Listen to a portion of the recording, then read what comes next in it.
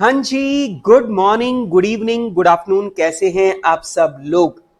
I hope आप लोग सब लोग एकदम मस्त है, जबरदस्त है और आप सब लोग जमकर पढ़ाई कर रहे हैं। दोस्तों, इसी उम्मीद के साथ कि आप लोग जमकर पढ़ाई कर रहे हैं, मैं शुरू करता हूं अपनी आज की बात। और बेटा, आज की बात में मैं आपके साथ में लाइफ साइकिल कॉस्टिंग का अब मैं लास्ट क्वेश्चन आपके साथ में लेने जा रहा हूं। तो उसके लिए मैं यहां पे लिख देता हूं टॉपिक 3, और टॉपिक नंबर 3 लिख देते हैं life cycle costing with learning curve. तो चलिए बेटा, life cycle costing with learning curve. अब बच्चे मुझे बोलते हैं sir, life cycle costing with learning curve में क्या होगा? बेटा, ऑब्वियस ही बात है, अब तक हमने जितने भी सवाल किए टेक्निकली वो सारे के सारे सवाल गलत थे। अब आप मुझे बोलेंगे सर, टेक्निकली सारे सवाल गलत कैसे हो सकते हैं?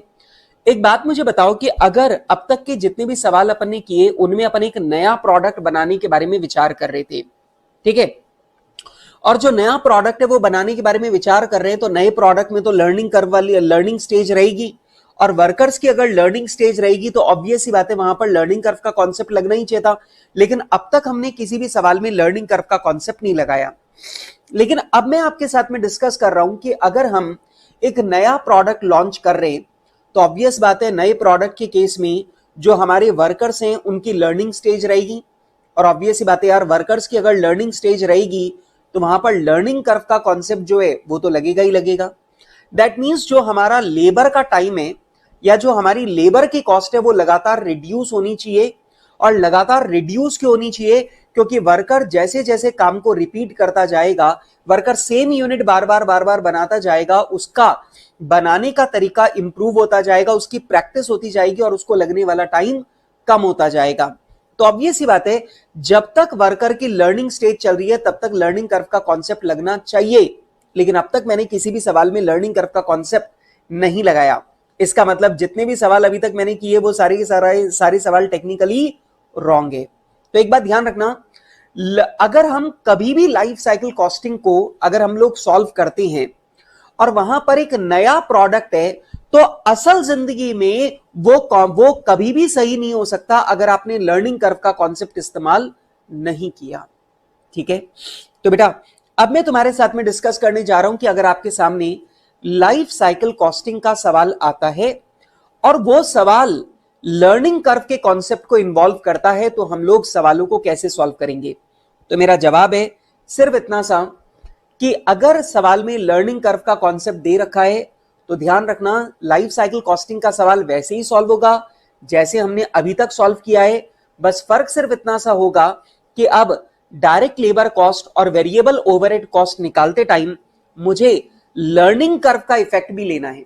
तो जो डायरेक्ट लेबर कॉस्ट में निकालूंगा और जो वेरिएबल ओवरहेड कॉस्ट में निकालूंगा वो लर्निंग कर्व के कॉन्सेप्ट का इस्तेमाल करते हुए निकालूंगा। दैट्स इट, इतना सा फर्क आने वाला है। बाकी लाइफ साइकिल कॉस्टिंग का सवाल जैसे अभी तक किया वैसे ही करना है। वैसे सर एक बात बताऊं कि लाइफ साइकिल कॉस्टिंग में भी हमने कौन सा कोई विशेष कॉन्सेप्ट लगाया है? लाइफ साइकिल कॉस्टिंग में सिर्फ यही तो फर्क आया है कि हम लोग अब जो डेटा काम में ले रहे हैं वो प्रोडक्ट के पूरे लाइफ का डेटा इस्तेमाल करके हम अपने डिसीजन ले रहे हैं। हाँ, बिल्कुल सही बात है।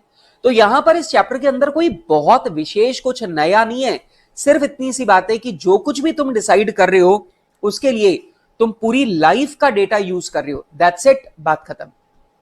ठीक है, चलें लिखें इस बारे में। चलो लिखते हैं, लिखो। If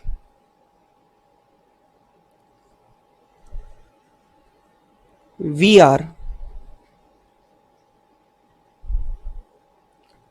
introducing a new product, then our workers will go through learning stage. Our workers will go through learning stage will go through learning stage. Hence, our labor cost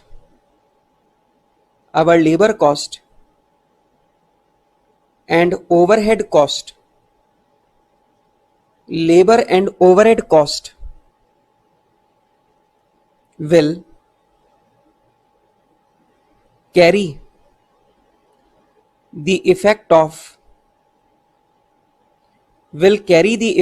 learning stage,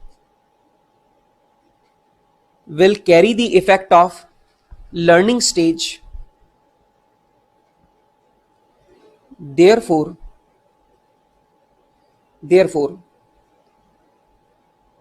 we will solve all our life cycle costing problems. We will solve all our life cycle costing problems in normal manner, but we will calculate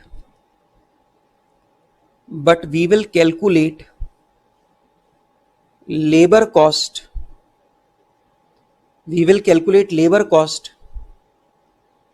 and variable overhead cost as per learning curve concept. तो बेटा ये जो life cycle costing के सवाल हैं वो normal तरीके से सॉल्व होंगे, उनमें कोई फर्क नहीं आएगा। लेकिन बेटा जो हम लोग लेबर कॉस्ट निकालेंगे और जो वेरिएबल ओवरहेड कॉस्ट निकालेंगे वो लर्निंग कर्व के कॉन्सेप्ट को लगा के निकालेंगे। और मुझे बताने की जरूरत नहीं है, लर्निंग कर्व कॉन्सेप्ट में आप सिर्फ एवरेज लेबर आवर्स या average labour cost per unit निकाल सकते हो और उसका फॉर्मूला है y is equals to ax power b। अब बेटा मैं लर्निंग कर्व का कॉन्सेप्ट दोबारा यहां पर आपको नहीं सिखा रहा, क्योंकि लर्निंग कर्व का कॉन्सेप्ट ऑलरेडी मैं आपके साथ में कई बार डिस्कस कर चुका हूं। लर्निंग कर्व का कॉन्सेप्ट में आप लोगों के साथ में प्राइसिंग डिसीजन में भी कर चुका हूं, लर्निंग कर्व का कॉन्सेप्ट में आप लोगों के साथ स्टैंडर्ड कॉस्टिंग में भी कर चुका हूं। तो अब मैं लर्निंग कर्व का कॉन्सेप्ट यहां पे दोबारा नहीं समझाऊंगा। हां, इवन दो अगर आप लोग चाहें तो मैं लर्निंग कर्व का फॉर्मूला यहां पे लिख देता हूं। लर्निंग कर्व का जो फॉर्मूला है वो अगर आप लोग चाहें तो वो मैं आपके साथ में एक बार और लिख देता हूं।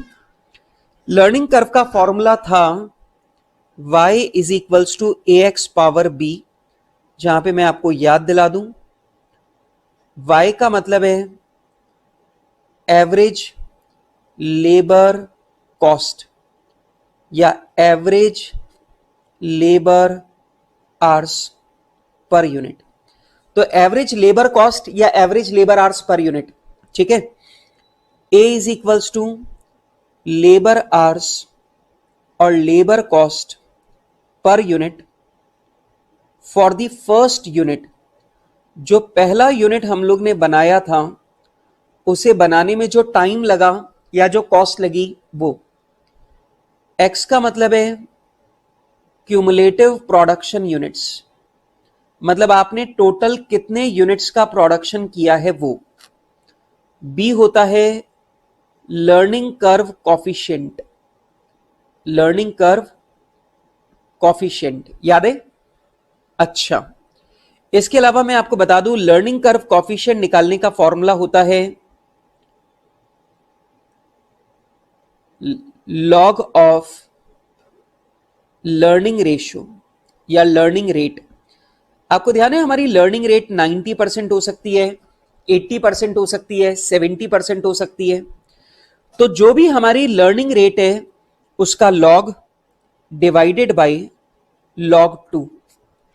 तो बेटा यहां पे जो लर्निंग कर्व कॉफिशिएंट है, लर्निंग कर्व कॉफिशिएंट निकालने का फॉर्मूला है log of learning rate upon log 2। जो भी हमारी लर्निंग रेट है वो डिवाइडेड बाय log 2, ठीक है। तो बेटा ये फॉर्मूला लगाकर हम लोग लर्निंग कर्व कॉन्सेप्ट जो है वो अप्लाई करते हैं। वैसे आमतौर पे लर्निंग कर्व कॉफिशिएंट क्वेश्चन में गिवन होता है तो अपने को लर्निंग कर्व कॉफिशिएंट कभी निकालना नहीं पड़ता, लेकिन अगर कभी लर्निंग कर्व कॉफिशिएंट निकालना भी पड़े तो भी ऐसा कोई बहुत बड़ी दिक्कत की बात नहीं है। एक बात इंस्टीट्यूट हमसे ये एक्सपेक्ट करता है, बहुत बार इंस्टीट्यूट हमसे ये एक्सपेक्ट करता है कि log 2 की वैल्यू हमें पहले से पता होनी चाहिए। तो आप हमेशा ध्यान रखना, log 2 की वैल्यू होती है 0.3010। वैसे ये वाली बात हमने कई बार अप्लाई किया तो आप लोगों को भी याद होगी। तो बेटा log 2 की वैल्यू जो है वो 0.3010 होती है। वैसे इंस्टीट्यूट हमसे ये एक्सपेक्ट करता है कि हमें बाकी लॉग वैल्यूज तो याद नहीं हो सकती, लेकिन log 2 की जो वैल्यू है वो हमें याद होनी चाहिए, ऐसा इंस्टीट्यूट हमसे एक्सपेक्ट करता है। ठीक है, चलो अब एक काम करते हैं, मैं आपके साथ में एक सवाल लेने जा रहा हूं। सर कुछ और नहीं लिखवाओगे? बेटा क्या लिखवाऊं? लाइफ साइकिल कॉस्टिंग के जैसे मैंने अभी सवाल किए वैसे ही करने हैं। सिर्फ डायरेक्ट लेबर कॉस्ट और वेरिएबल ओवरहेड कॉस्ट, ये दो खर्चे ऐसे होंगे जो मुझे लर्निंग कर्व के कॉन्सेप्ट से निकालने पड़ेंगे। और लर्निंग कर्व का कॉन्सेप्ट मैं ऑलरेडी बहुत डिटेल में आपको पहले पढ़ा चुका हूं, मैं बहुत प्रैक्टिस आपको करवा चुका हूं। तो अब बार बार एक ही कॉन्सेप्ट को रिवाइज करने का कोई सेंस नहीं है, क्योंकि आपको मालूम है कि सीए फाइनल के एग्जाम में और एग्जाम छोड़ो तैयारी में भी दिमाग के अलावा जो दूसरी चीज हमारे पास सबसे कम पड़ती है वो क्या है? टाइम। ठीक है, तो सबसे कम पढ़ने वाली चीज नंबर 1 क्या है? माइंड। और सेकंड क्या है? टाइम। तो हम टाइम तो वेस्ट कर ही नहीं सकते। ठीक है, तो अब ये वाला जो है, ये वाला अभी जब मैं सवाल सॉल्व करूंगा तो अगर आपको ये याद ना भी हो तो भी याद आ जाएगा, चिंता मत करो। ठीक है, चलो तो मेरे साथ में एक काम करो फटाफट से सर आपने भी क्या बात बोली है, दूसरी चीज सबसे कम पढ़ने वाली है टाइम। सर पहली वाली चीज बढ़िया लगी, सर आपने पहली वाली चीज एकदम सही बोली, दिमाग।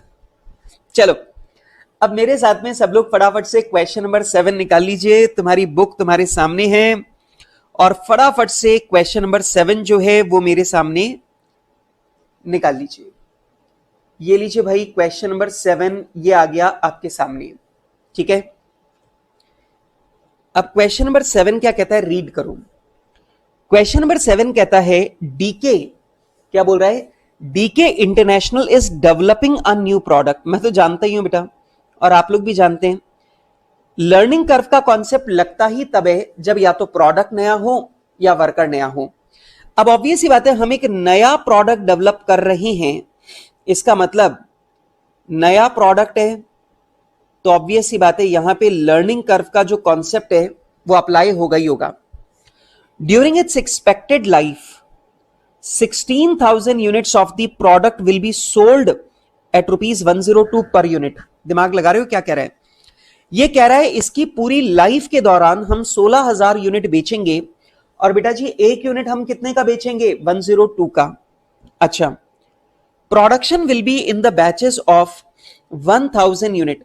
अब आपको मैं याद दिला दूं बेटा, अगर प्रोडक्शन बैचेस में होता है तो याद रखना लर्निंग कर्व का कॉन्सेप्ट भी बैच वाइज लगता है।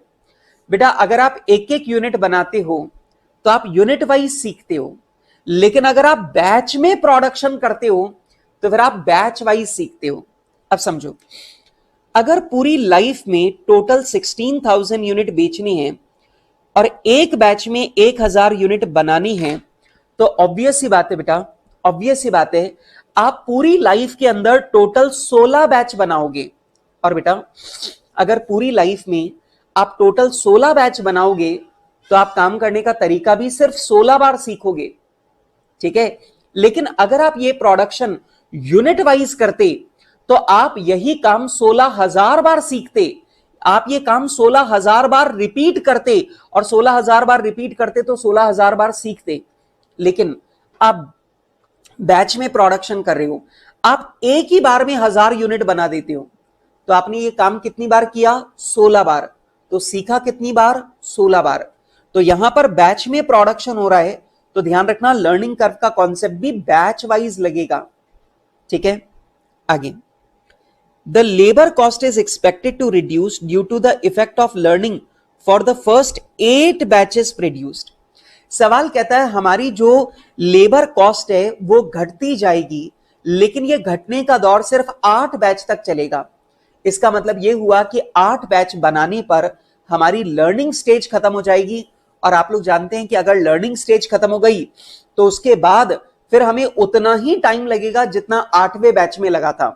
क्योंकि अब हमारा टाइम रिड्यूस होना बंद हो जाएगा। ठीक है, तो क्या कह रहा है, thereafter the labour cost will remain constant at the same cost as per the 8th batch.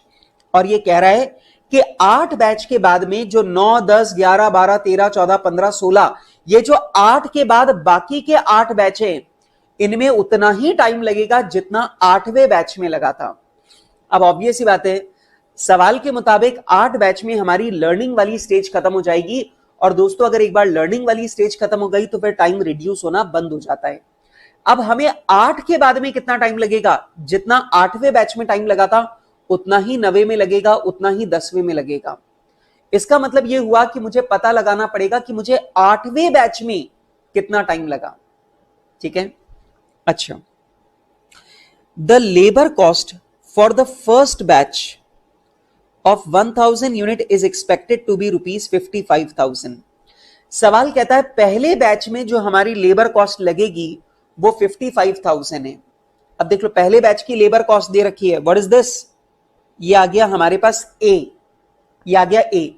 आपको याद है y is equals to ax power b, तो y का मतलब क्या है, y का मतलब average labour cost per unit, a का मतलब है पहले यूनिट को बनाने की लेबर कॉस्ट 55,000, ये आ गया आपके पास।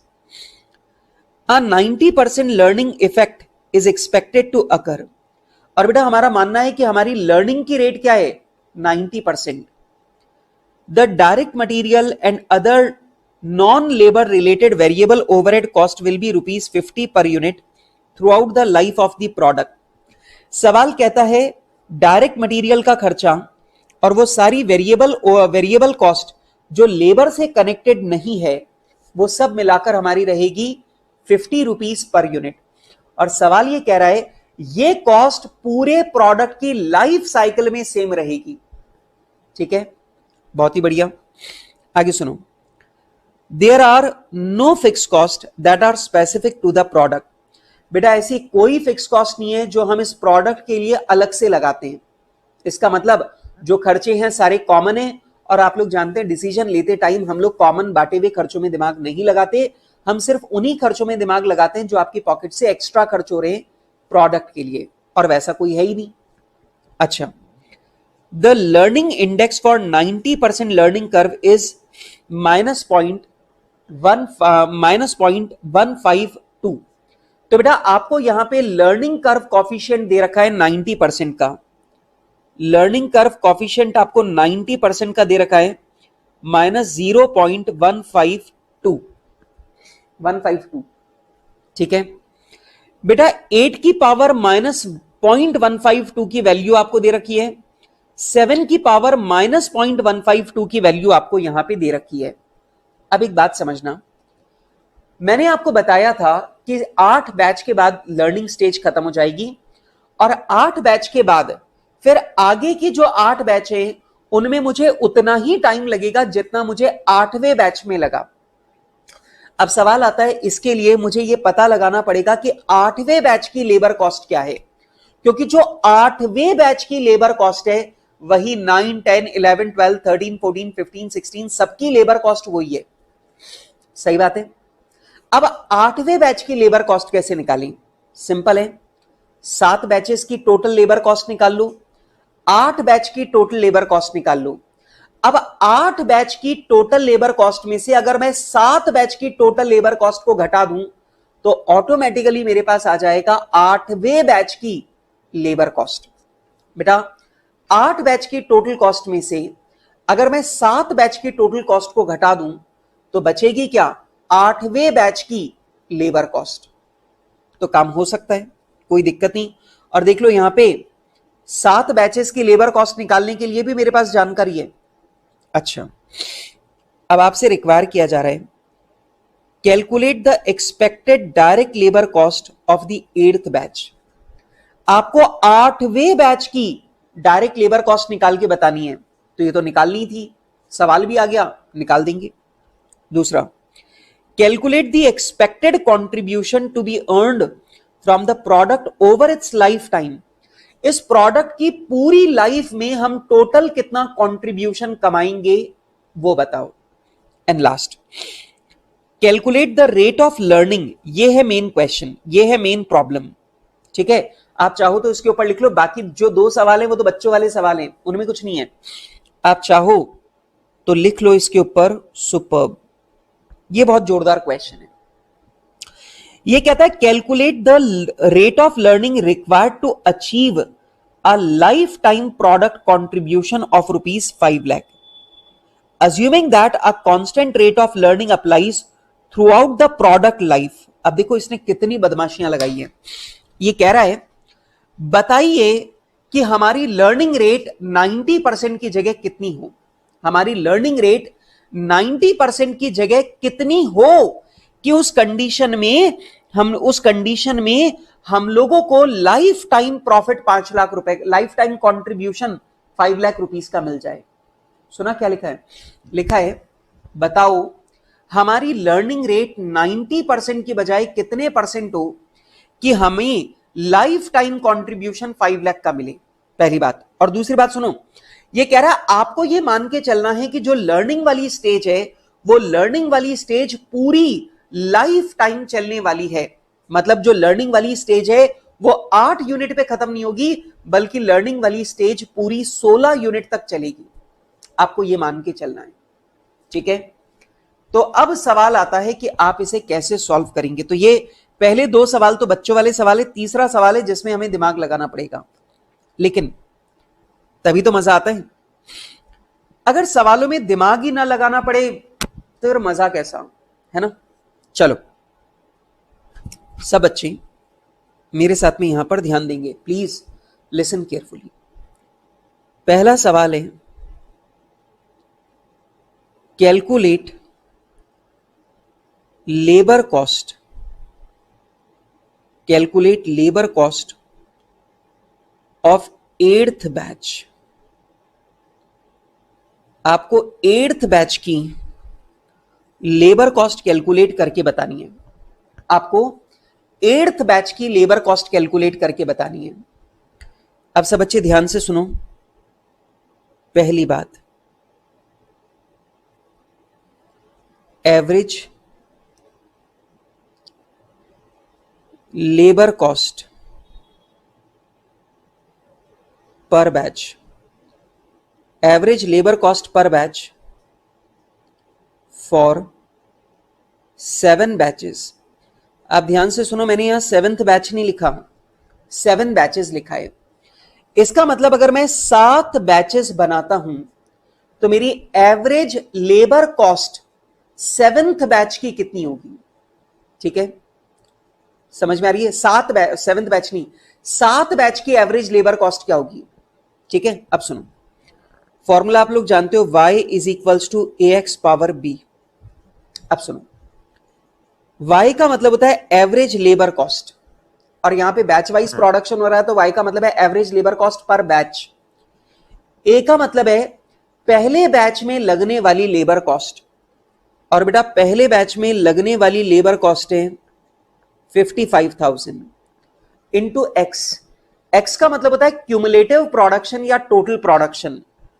तो बेटा हमारा टोटल प्रोडक्शन क्या है 7, हमारा टोटल प्रोडक्शन क्या है 7 बैचेस, ठीक है। बी का मतलब क्या है लर्निंग कर्व कॉफिशिएंट। तो बेटा हमारा लर्निंग कर्व कॉफिशिएंट है -0.152, ठीक। अब देखो y इज इक्वल्स टू पहले बैच की लेबर कॉस्ट है 55,000 इंटू एक्स, एक्स का मतलब होता है टोटल प्रोडक्शन। अब यहां पे प्रोडक्शन बैच वाइज हो रहा है तो मेरा टोटल प्रोडक्शन क्या है 7 बैचेस, और मेरा लर्निंग कर्व कॉफिशिएंट क्या है -0.152, ठीक। अब वैसे तो मुझे लॉग लगाना पड़ता, लेकिन क्वेश्चन में 7 की पावर -0.152 की वैल्यू मुझे डायरेक्टली गिवन है 0.744, तो मैं सीधे सॉल्व कर दूंगा। y is equals to 55,000 into 7 की पावर -0.152 की वैल्यू है 0.744। तो बेटा y इज इक्वल्स टू आ जाएगा 55,000 इंटू 0.744। तो बेटा ये आ रहा है y इज इक्वल्स टू 40920। तो आ गया y इज इक्वल्स टू 40 920। ठीक है, आ गई बात समझ में? अब बेटा ये जो 40920 आया है, ये average labour cost per batch है, ये average labour cost per batch है। तो आप मुझे बताइए, क्या मैं यहां पे ऐसा निकाल दूं, total labour cost for 7 batches. बेटा 7 बैच के लिए टोटल लेबर कॉस्ट कितनी, 40920 average labour cost per batch है, इंटू 7 कर दो, तो 40920 इंटू 7, 286,440। तो बेटा अगर आप 7 बैच बनाते हो तो टोटल लेबर कॉस्ट आपकी आएगी 286,440। तो मैंने average labour cost per batch निकाली, पर बैच, और बेटा मैंने उसे 7 से मल्टीप्लाई कर दिया, तो मेरे पास टोटल लेबर कॉस्ट आ गई। ठीक है, अब दूसरा कदम लो भाई, average labour cost per batch for 8 batches. अब यहां पे मैं कैलकुलेट करूंगा कि अगर मैं टोटल 8 बैच बनाता हूं तो मेरी एवरेज लेबर कॉस्ट कितनी आएगी। लो भाई, y is equals to a 55,000 into x 8 batches. बेटा x का मतलब होता है total cumulative production 8 batches, power b minus 0.152, minus में 0.152। ठीक है, तो ये लीजिए बेटा y इज इक्वल्स टू 55,000। अब मुझे लॉग की जरूरत नहीं है क्योंकि क्वेश्चन में मुझे 8 की पावर माइनस 0.152 की वैल्यू डायरेक्टली दे रखी है, 0.729, 0.729, और मैं इसे सॉल्व कर दूं तो 55,000 इंटू 0.729, तो बेटा ये आ रही है 40095 पर बैच। इसका मतलब ये हुआ कि अगर आप 8 बैच बनाते हो, अगर आप 8 बैच बनाते हो तो जो average labour cost per batch है वो आएगी 40,095। अब ये बताओ, ये 8 बैच की average labour cost per batch है, तो आप ही बताइए हमारी total labour cost for 8 batches. बेटा 8 बैच के लिए हमारी टोटल लेबर कॉस्ट कितनी, 40095 इंटू 8, तो ये आ रही है ₹320,760। अब आप मुझे एक बात बताओ, मुझे पता है 8 बैच बनाने की टोटल लेबर कॉस्ट क्या है, मुझे पता है 7 बैच की टोटल लेबर कॉस्ट क्या है। अब 7 बैच की टोटल लेबर कॉस्ट पता है, 8 बैच की टोटल लेबर कॉस्ट पता है, अगर मैं दोनों का डिफरेंस निकालूं तो मुझे पता चल जाएगा 8वें बैच की लेबर कॉस्ट क्या है। लीजिए बेटा, तो यहां पर मैं निकाल दूंगा labour cost of 8th batch. बेटा 8वें बैच की लेबर कॉस्ट क्या है, देखो बेटा 8 बैच बनाने में हमारी लेबर कॉस्ट लगी है 320760। 8 बैच बनाने की टोटल लेबर कॉस्ट है 320760 माइनस 7 बैच बनाने की टोटल लेबर कॉस्ट है 286440, 286440, तो 286440 को माइनस करेंगे तो ये लीजिए बेटा ये आ गया 34320। तो बेटा यहां पर मेरे पास आ गया 8वें बैच की लेबर कॉस्ट क्या है, 34320। काम खत्म। ठीक है, तो पहला सवाल था 8वें बैच की लेबर कॉस्ट बताओ, और बेटा 8वें बैच की जो लेबर कॉस्ट है वो है हमारा 34320। ठीक है, डन। अच्छा, अब सेकंड क्वेश्चन देखो इसका, ये तो मैंने पहला सवाल किया, पहला सवाल हो गया। अब दूसरा सवाल मुझसे पूछ रहा है कि आपको लाइफ टाइम कंट्रीब्यूशन कैलकुलेट करके बताना है, और आपको मालूम है पूरी लाइफ में हम 16,000 यूनिट बेचने वाले हैं, मतलब 16 बैच। लिखो, calculation of life time contribution. तो चलिए बेटा, हम लोग यहां पे लाइफ टाइम कंट्रीब्यूशन निकालेंगे, ठीक है। सेल्स, बेटा पूरी लाइफ में टोटल 16,000 यूनिट बेचेंगे, और बेटा एक यूनिट की सेलिंग प्राइस है 102। तो 16,000 इंटू 102, हमारी पूरी लाइफ टाइम की सेल वैल्यू आ गई 16,32,000। ओके बेटा, इसके बाद में लेबर कॉस्ट तो मैं ले ही लूंगा। इसके बाद में लेबर कॉस्ट के अलावा direct material and other variable cost मुझे दे रखी है, तो मैं पहले वो माइनस कर देता हूं। Direct material and other variable cost, तो direct material and other variable cost 50 rupees per unit रहेगी, और साफ लिखा है पूरी लाइफ टाइम के दौरान ये यही रहेगी। इसका मतलब भाई इसके ऊपर लर्निंग कर्व का कोई इफेक्ट नहीं है, मतलब प्रोडक्ट की पूरी लाइफ टाइम में ये 50 रुपीज पर यूनिट ही रहेगी। तो 16,000 इंटू 50, तो आपकी material and other variable cost रहेगी कितनी, 8 लाख। अब आती है main problem, direct labour cost. अब जरा ध्यान से सुनना, क्वेश्चन में आपको बताया गया कि लर्निंग वाली स्टेज 8 बैच तक रहेगी, लेकिन उसके बाद आगे वाले जो 8 बैचेस हैं उनमें लर्निंग कर्व का कॉन्सेप्ट काम नहीं करेगा, क्योंकि वहां लर्निंग स्टेज खत्म हो चुकी है। तो 8 बैच के बाद जो बाकी के बचे हुए 8 बैच हैं उनमें लेबर कॉस्ट उतनी ही लगेगी जितनी 8वें बैच में लगी थी, कोई दिक्कत नहीं। तो डायरेक्ट लेबर कॉस्ट कैसे निकालें, मैं निकालूंगा फर्स्ट 8 बैचेस। लो भाई, पहले 8 बैच, तो बेटा पहले 8 बैच की टोटल लेबर कॉस्ट हमने निकाल रखी है कितनी, 320760। पहले 8 बैच मतलब पहले 8,000 यूनिट की लेबर कॉस्ट हमने निकाल रखी है 320760। लिख दो भाई 320760। फिर नेक्स्ट 8 बैचेस, अगले 8 बैचेस की बात करें, मतलब अगले 8,000 यूनिट की। अब सुनो सवाल ने क्या बोला था, 8 बैच के बाद अगले 8 बैच में आपकी लेबर कॉस्ट उतनी ही लगनी है जितनी 8वें बैच में लगी। तो बेटा 8वें बैच की लेबर कॉस्ट क्या है, 34320। 34320 ये हमारी लेबर कॉस्ट है 8वें बैच की। तो बेटा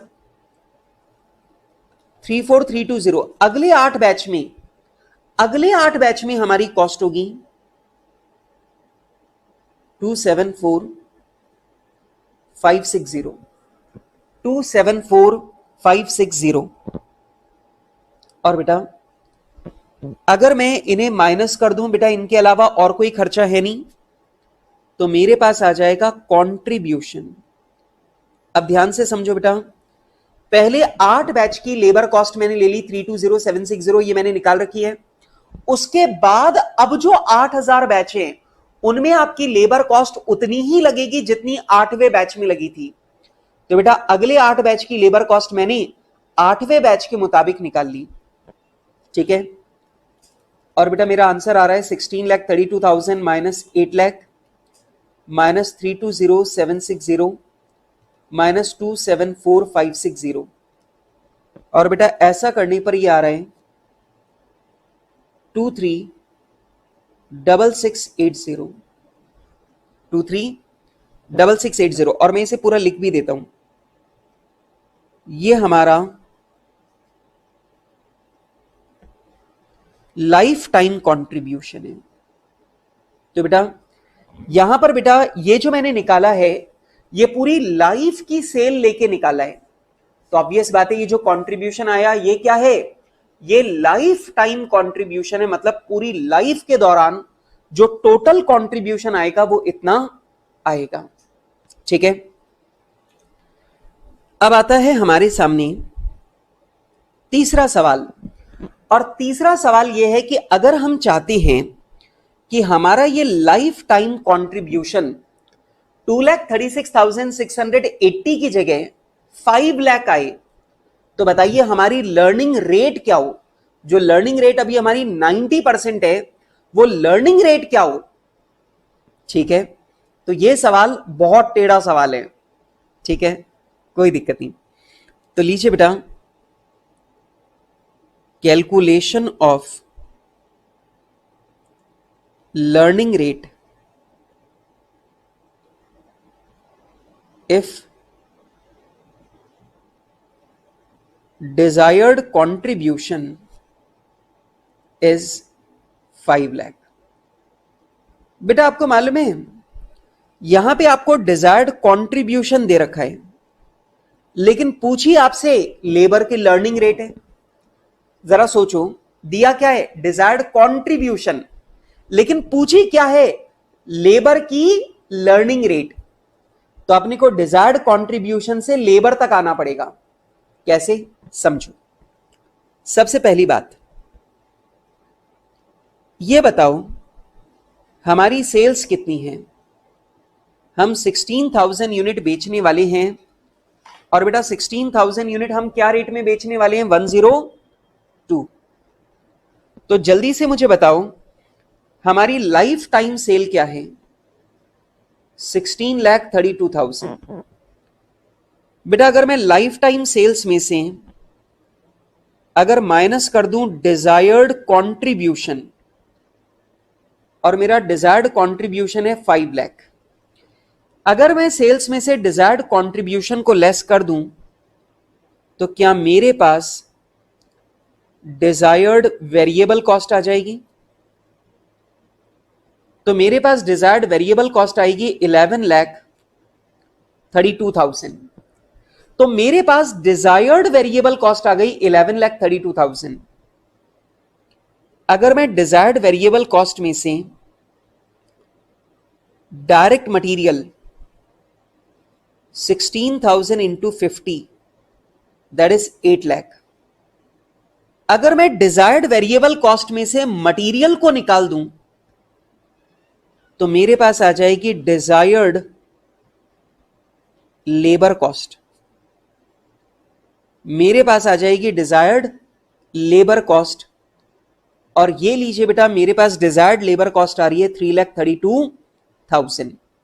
अब बात को समझो, मेरे पास कंट्रीब्यूशन से लर्निंग रेट निकालने का तरीका नहीं है, लेकिन मेरे पास लेबर कॉस्ट से लर्निंग रेट निकालने का तरीका है। तो मैंने क्या किया, मैंने डिजायर्ड कंट्रीब्यूशन से मैंने डिजायर्ड लेबर कॉस्ट का पता लगा लिया, क्योंकि ऑब्वियस सी बात है लर्निंग रेट तक जाने का रास्ता कंट्रीब्यूशन नहीं है, लर्निंग रेट तक जाने का रास्ता लेबर कॉस्ट है। तो मैंने क्या किया, मैंने बोला साहब आपको कंट्रीब्यूशन 5 लाख चाहिए, इसका मतलब आप ये चाहते हो कि लेबर कॉस्ट आपकी 3,32,000 आए। तो मैंने डिजायर्ड कंट्रीब्यूशन को डिजायर्ड लेबर कॉस्ट में बदल लिया, क्योंकि अब मेरे लिए सवाल को सॉल्व करना संभव है। ठीक है, तो मैंने आपके डिजायर्ड कंट्रीब्यूशन को डिजायर्ड लेबर कॉस्ट में बदल लिया, और मैं जानता हूं अगर मेरी लेबर कॉस्ट 3,32,000 आ गई तो मेरा कंट्रीब्यूशन 5 लाख आ जाएगा, क्योंकि बाकी सब चीजें तो फिक्स्ड ही है भाई, सेल वही है, मटेरियल कॉस्ट वही है।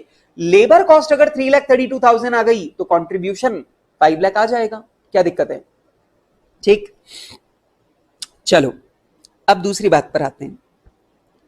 एक बात ये ध्यान रखना बेटा, पहले वाले सवाल में लर्निंग स्टेज 8 बैच पे खत्म हो गई थी, लेकिन तीसरे सवाल में आपको बोला गया है कि लर्निंग स्टेज पूरे 16 बैचेस तक चल रही है।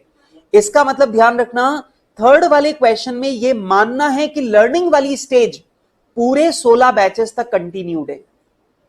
ठीक है, ओके। अब आप मुझे जल्दी से याद दिलाओ, सर आप हमें याद दिलाओ, हम आपको याद नहीं दिला रहे। अच्छा भाई मत दिलाओ, मैं दिलाता हूं। अब सुनो बेटा, y का average labour cost per unit निकालने का फॉर्मूला है ax power b, ax power b, ax power b। y का मतलब क्या है, जल्दी से मुझे बताओ, y का मतलब क्या है? y का मतलब है average labour cost per batch, ठीक है।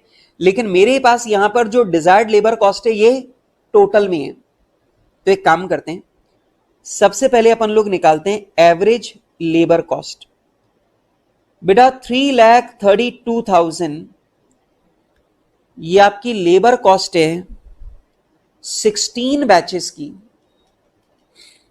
तो बताइए बेटा, एक बैच की जो एवरेज लेबर कॉस्ट है वो क्या है?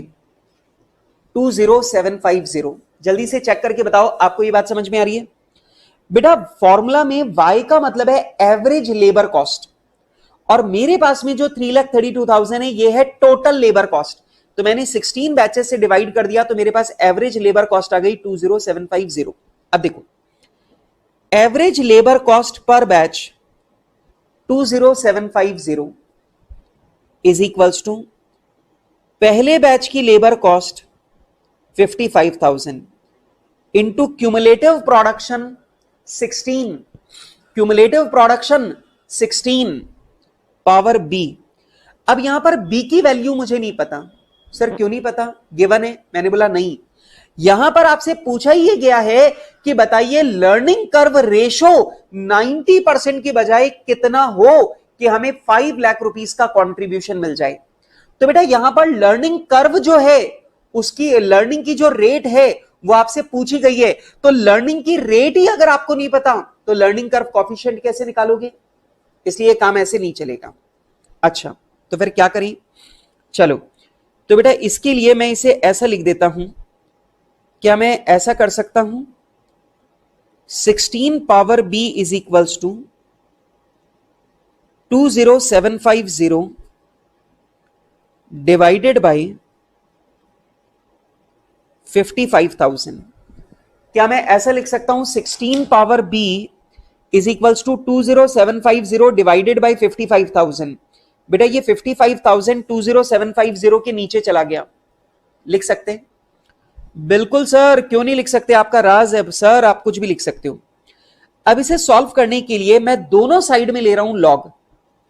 तो बेटा 16 पावर b को मैं क्या लिखूंगा? b log 16, b log 16 is equals to log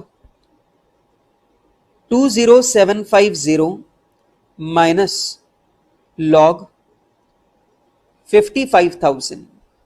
लिख सकते हैं? बिल्कुल सर लिख सकते हैं, कोई दिक्कत ही नहीं है।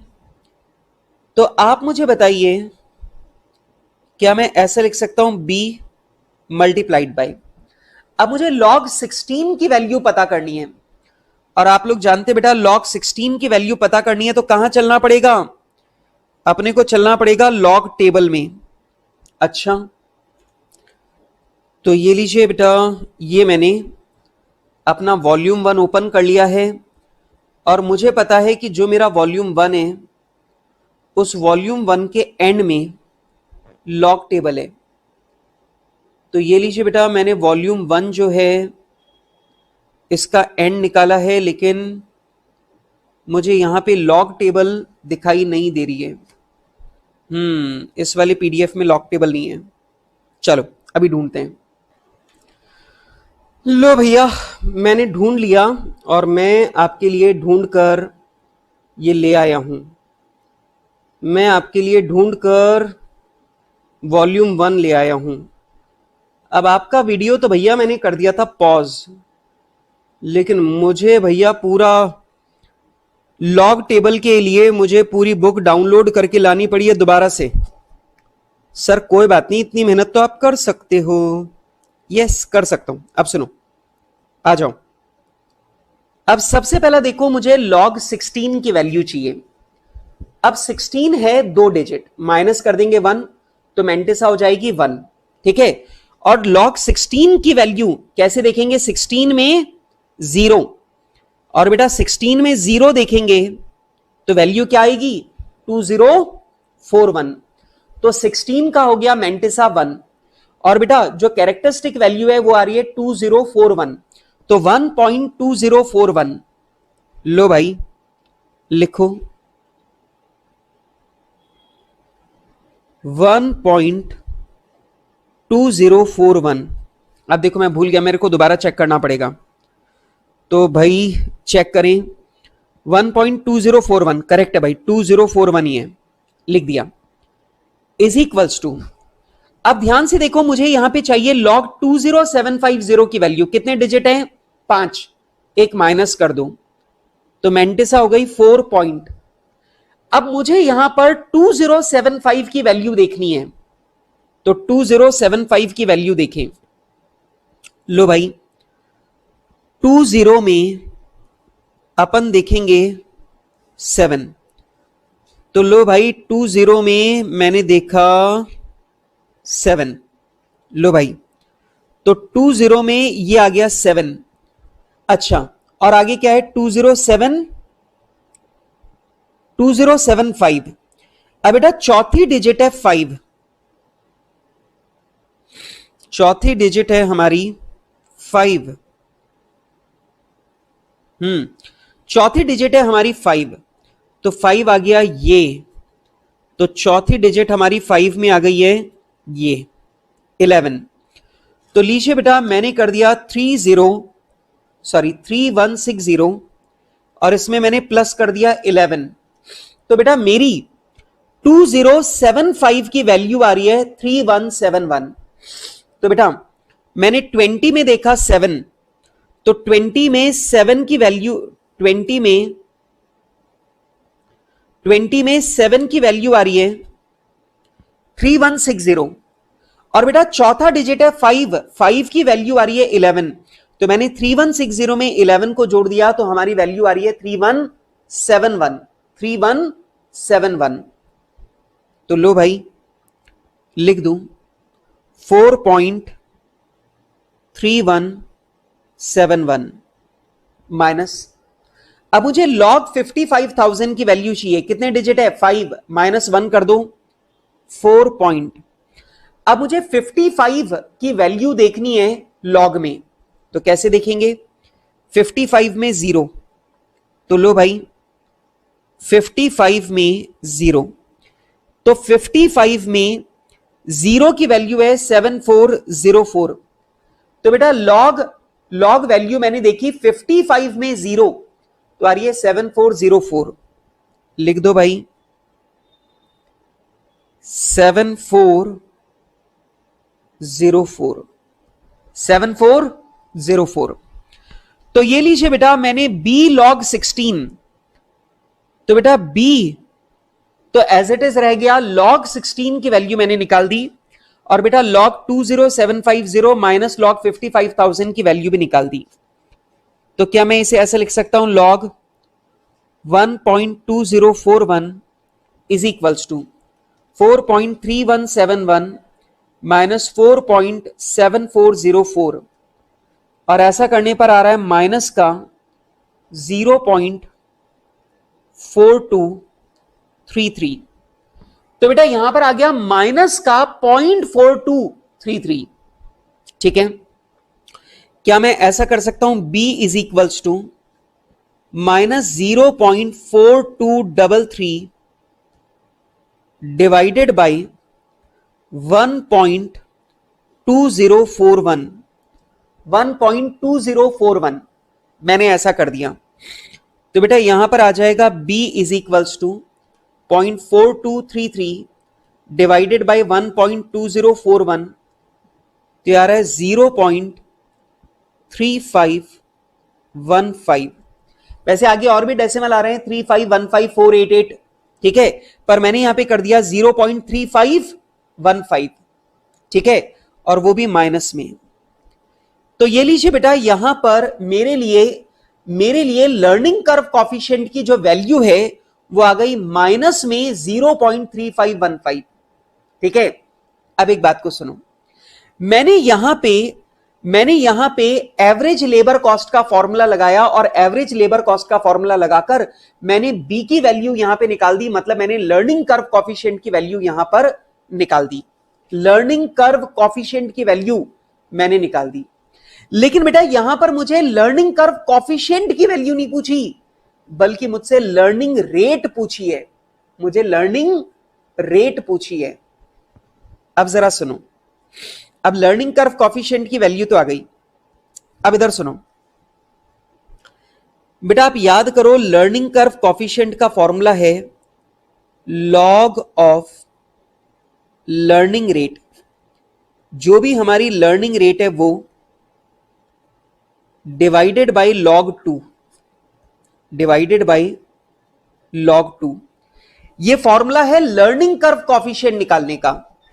अब जरा ध्यान से देखो, लर्निंग कर्व कॉफिशिएंट है -0.3515, लर्निंग कर्व कॉफिशिएंट है माइनस में 0.3515 is equals to log of learning rate.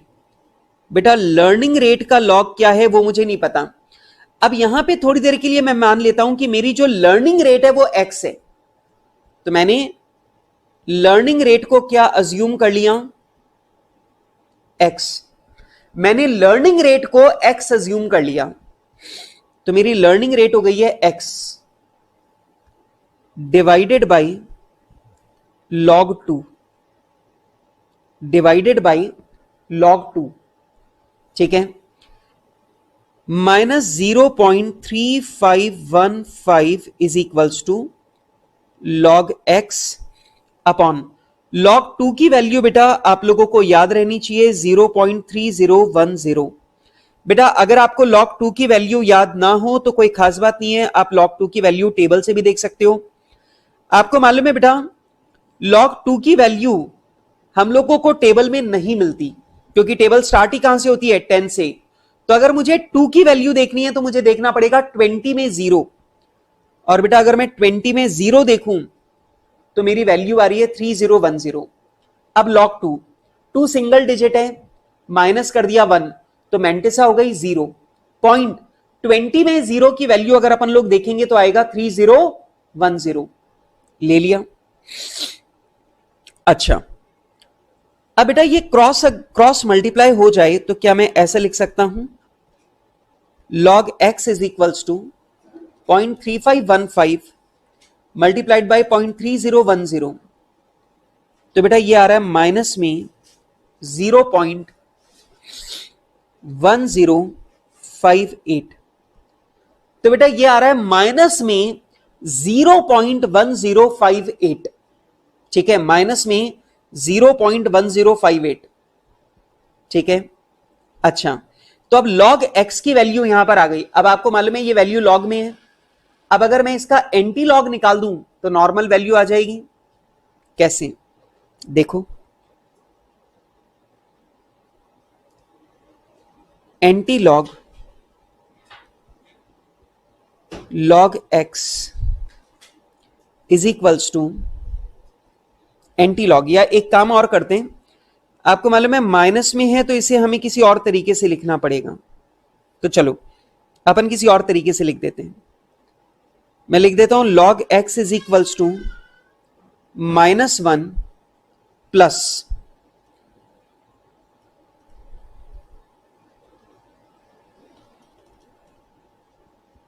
0.8942। बेटा आपको याद है ना मैंने माइनस वाले एंटी लॉग लेना सिखाया था आपको, तो यहां पे ध्यान से देखो, यहां पर -0.1058 लिखा है, तो मैंने -0.1058 की जगह मैंने लिख दिया -1 प्लस 0.08942, 0.08942 ये मैंने लिख दिया, ठीक है। अब बेटा यहां पे मैं दोनों साइड में एंटी लॉग ले लूंगा, anti log log x is equals to anti log of -1। बेटा ये जो -1 है ये तो मैंटिसा है और कैरेक्टरिस्टिक वैल्यू है 0.8942, ठीक है। चलो तो एंटी लॉग से लॉग कैंसिल हो जाएगा, इधर अपन लोग एंटी लॉग लेंगे तो इधर आ जाएगा x इज इक्वल्स टू, अब मुझे एंटी लॉग लेना है 0.8942 का, तो लो भाई 0.8942 का लॉग ले, एंटी लॉग लेना है। तो ये लो बेटा, ये मैंने एंटी लॉग टेबल निकाल ली है और मुझे देखना है 0.89 का ये रहा 0.89, ये रहा भाई, ये रहा 89 का 4, 0 1 2 3 4, ये आ गया 4, ठीक है। तो 0.894, उसके बाद में 1 2, ये चौथा डिजिट आ गया 2, तो 0.89 में मैंने लिया 4 और चौथा डिजिट मैंने लिया 4। अब आप मुझे बताइए 7834 में अगर आप 4 को ऐड करोगे तो हो जाएगा 7838, 7838। तो लो भाई लिख दो भाई, एंटी लॉग वैल्यू आ रही है 7838, 7838। अब ध्यान से सुनो, मेंटिसा अगर -1 है, इसका मतलब डेसिमल के पहले और बाद वाली जीरो कुल मिलाकर कितने हैं? 1। तो डेसिमल के पहले वाला जीरो और बाद वाली जीरो मिलाकर कितने हैं? 1। तो 1 है तो लिख दो 0.7838, 0.7838। बेटा मेंटिसा अगर -1 है, आपको याद है डेसिमल वाले लॉग कैसे निकालते थे अपन? डेसिमल के पहले और बाद में जितने भी जीरो हैं वो माइनस में लिख देते थे। अब डेसिमल के पहले और बाद में जीरो जितने भी हैं वो अपन माइनस में लिखते थे। जैसे अगर कोई फिगर है 0.00498, तो अपन यहां पे लॉग लेते टाइम, लॉग वैल्यू निकालते टाइम मेंटिसा कितनी लेते हैं? डेसिमल के पहले और बाद में कितने जीरो हैं? 3, तो अपन लेते थे -3। तो बेटा हमारी जो मेंटिसा है -3, वो ये बताती है कि हमारे डेसिमल के पहले और बाद में कितने जीरो हैं।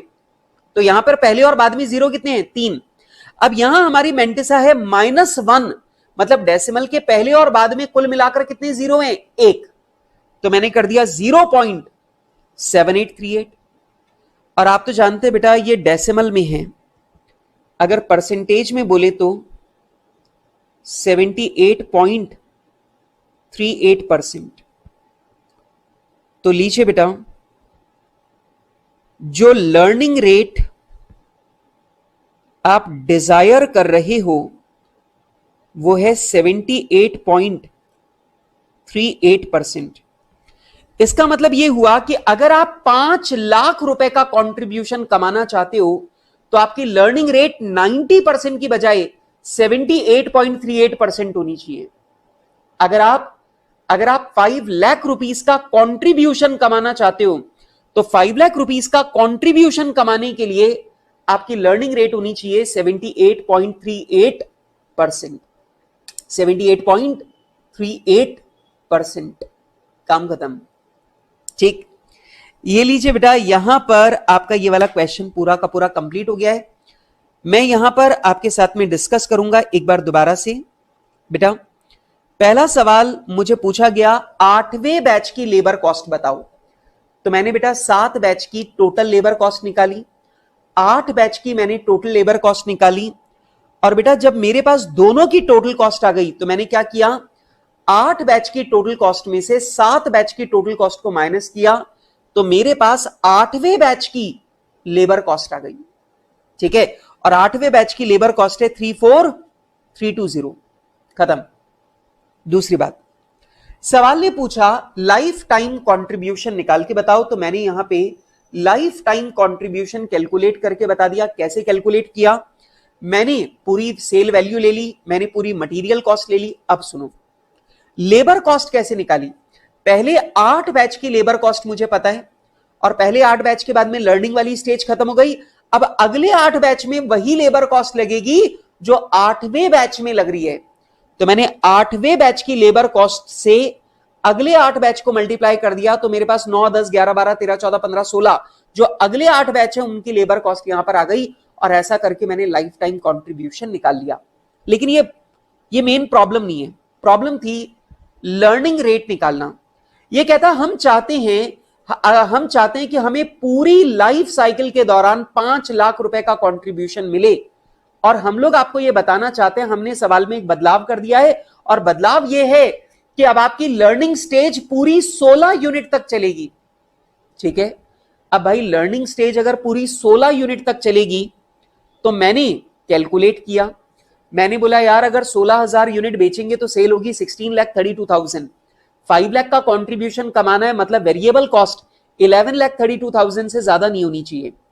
11,32,000 में 8 लाख रुपए मटेरियल की कॉस्ट है, तो लेबर की जो कॉस्ट है 16,000 यूनिट बनाने की, 16 बैचेस की, वो 3,32,000 से ज्यादा नहीं होनी चाहिए। तो बेटा मैंने पता लगा लिया मेरी लेबर कॉस्ट 3,32,000 से ज्यादा नहीं आनी चाहिए। अब मुझे इसी के मुताबिक लर्निंग रेट निकालनी है। तो मैंने क्या किया, पहले मैंने average labour cost per batch निकाला 16 से डिवाइड करके 20750। अब मैंने क्या किया, मैंने यहां पे कैलकुलेट करके देखा कि अगर मेरी 16 बैच की एवरेज लेबर कॉस्ट अगर 20750 है, तो हमारा लर्निंग कर्व कॉफिशिएंट क्या है? सर हमारा लर्निंग कर्व कॉफिशिएंट है -0.3515।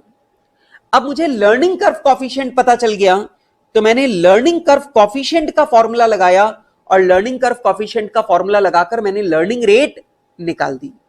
ठीक है बेटा, अगर ये लॉग और एंटी लॉग मैंने जो निकाला, इसमें अगर आपको प्रॉब्लम हो तो आप लोग मेरा लॉग और एंटी लॉग वाला जो मैंने सिखाया था आपको स्टैंडर्ड कॉस्टिंग में, वो वाला वीडियो आप लोग दोबारा से देख सकते हो। ठीक है, तो वो वाला वीडियो दोबारा से देख लेना, तो आपको ये लॉग और एंटी लॉग जो मैंने निकाली ये समझ में आ जाएगा। बेटा जब मुझे माइनस में एंटी लॉग निकालना होता है, तो पहले मैं उसे मेंटिसा अलग और कैरेक्टरिस्टिक वैल्यू अलग कर लेता हूं।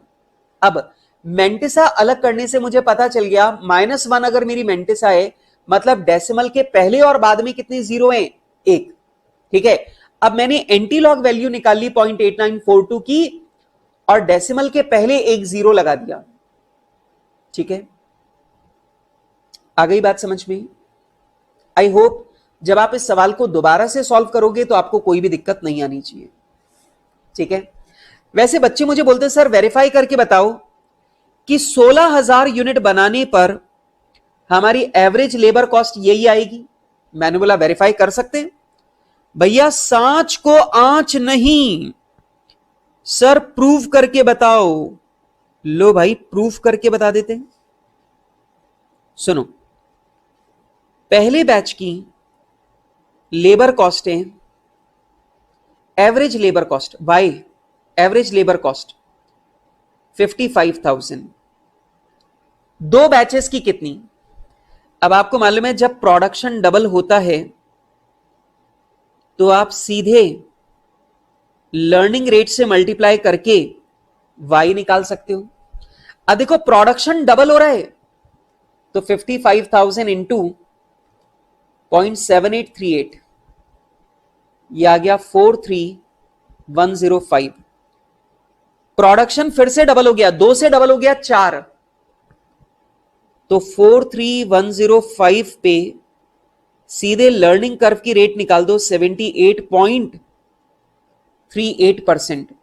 तो 43,105 इंटू 0.7838, ये आ गया 33,786। बेटा फिर से प्रोडक्शन डबल हो गया 8, तो 33,786 का 78.38%, 33,786 का 0.7838, तो आ रहा है 26,481। और बेटा 8 का डबल हो गया 16, तो 26,481 इंटू 78.38%, तो इंटू 78.38%, तो आ रहा है 20,756। अब देख लो बेटा मेरी average labour cost per batch कितनी आ रही है? 20,756। और देख लो आप चाहते कितना हो? 20,750। आ रहा है नहीं आ रहा? मैच हो रहा है? सर 6 रुपए का फर्क आ रहा है। अरे भाई 6 रुपए का फर्क तो आएगा ही, अपन ने इतने सारे डेसिमल्स को राउंड ऑफ किया है, तो 6 रुपए का फर्क तो आएगा ही। तो देख लो बेटा, यहां पे हमारा डिजायर्ड क्या था, 20750, और देख लो हमारी लेबर कॉस्ट पर बैच 20750 ही आ रही है। आप बोलेंगे 20756 आ रही है, मतलब अप्रोक्सीमेटली समझ लो। तो यहां पे देख लो 16 बैच बनाने पर जो मेरी एवरेज लेबर कॉस्ट है वो 20750 मैच हो रही है। इसका मतलब ये जो मेरी लर्निंग रेट है 78.38% जो मैंने लर्निंग रेट निकाली है ये बिल्कुल परफेक्ट है, इसमें कोई मिस्टेक नहीं है। ठीक है, तो लो बेटा मैंने आंसर वेरीफाई करके भी बता दिया कि देख लो मेरा आंसर बिल्कुल परफेक्ट है, मेरी लर्निंग रेट एकदम एक्यूरेट है। ठीक है, डन। चलो तो ये लीजिए बेटा, यहां पर हमारा ये क्वेश्चन भी कंप्लीट हो गया है। और क्योंकि ये क्वेश्चन थोड़ा कठिन था, मैंने इस सवाल को बार बार घुमा फिराकर हर तरीके से आपको यहां पर समझा दिया। ठीक है, और मुझे पूरी उम्मीद है कि अब आपको मेरी बात समझ में आ चुकी है। मुझे दिख रहा है कुछ बच्चे तो हाथ जोड़ के बोल रहे हैं कि हाँ सर हमें आपकी बात समझ में आ गई, और भगवान के लिए अब आप आगे चलिए।